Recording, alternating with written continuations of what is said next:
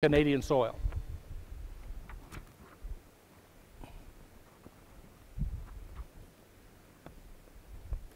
Edmund likely accompanied the Humphrey, Barber, and Palmer Whitneys when they came to Riley Township in 1851 or joined them shortly thereafter. Edmund's son Almond Potter preceded his father to Riley Township. He purchased government land here in 1847. As previously mentioned, Edmund's daughter Maria Potter married Humphrey Barber, daughter Nancy Potter married Jarvis Whitney, and daughter Lucinda Potter married Benjamin Franklin Whitney, both sons of Palmer and Judah Whitney. So lots of interrelations. Betsy Eddy, Edmund's wife and mother to their 12 children, died in Java Village, New York in 1835. Edmund died in September 1864 at age 76 and was laid to rest in the Barber burying ground. He is the most connected of any of the inhabitants interred here. He is joined here by 2 daughters, Cornelia Noten and Maria Potter, 9 grandchildren, and 1 great-grandchild. There's one last individual buried in the Barber Cemetery who is an anomaly. Archibald D. Jellison is buried somewhat separated from other burials. To date, we've been unable to determine who Archibald was or how he came to be buried in the cemetery. In addition to the individuals also already mentioned, there are records of other individuals once buried here who were subsequently disinterred and moved to the Marengo City Cemetery. These events took place in May 1891. The Barber Cemetery, McHenry County landmark, was in use as a burying ground for approximately 85 years, from 1852 to 1936.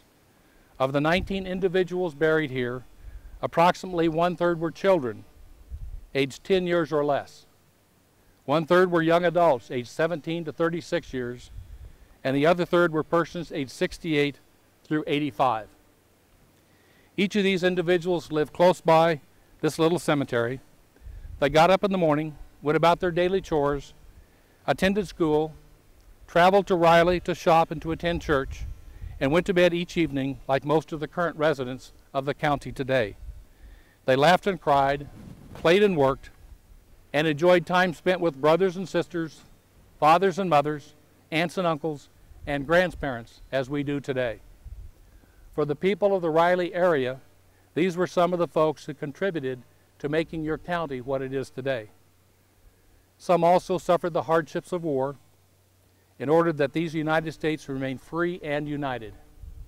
And finally, for those of us who share ancestry with those buried here in the cemetery, these were the folks who made our very lives possible and from whom we derive many of the traits that make us who we are.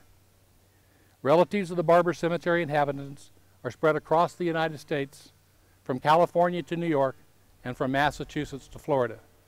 The family joins residents of McHenry County in celebrating this new landmark dedicated to the history of the county and to the people who helped settle the area. Thank you. On behalf of the county and the McHenry County Historic Preservation Commission, I think this is a very historic moment, and it is so wonderful that so many of the relatives and heirs of the people who are buried here have been able to come back and observe this recognition. Thank you very, very much. You're very welcome. Can you stand together? Yes. Sure.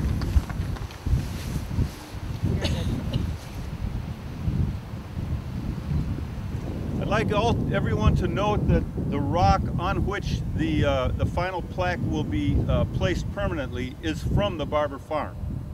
So make note of that. And also I'd like now to present again Lieutenant Colonel Stephen Hyges and First Lieutenant Robert McKiska, who will present the American flag. Sir, on behalf of a grateful nation and the people of the United States, please accept this flag as a gratitude, as an appreciation and our gratitude of the heritage that you have. Thank you so much.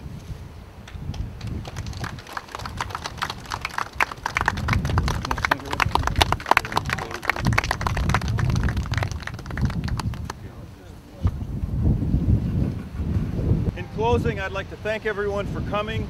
We will have a short picture-taking session with the family members in front of the sign here, and then Mr. Swinson would like the entire gathering to pose for a picture for his upcoming book, if that's possible for everyone to stay for just that short moment.